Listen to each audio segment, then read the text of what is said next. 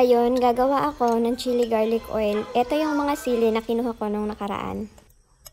1/2 kilo siling labuyo at isang buong bawang. Nilagyan ko din ito ng oil at gumamit lang ako ng blender. So ayan, tapos na. Pwede na itong lutuin.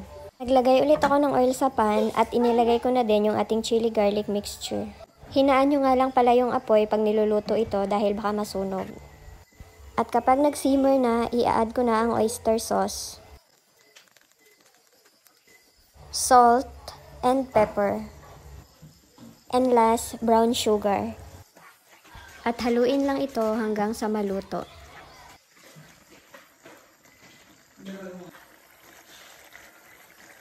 At kapag medyo nag-iba na yung color niya, ayan, medyo toasted na siya, luto na yan. At eto na yung aking chili garlic oil. Thank you for watching.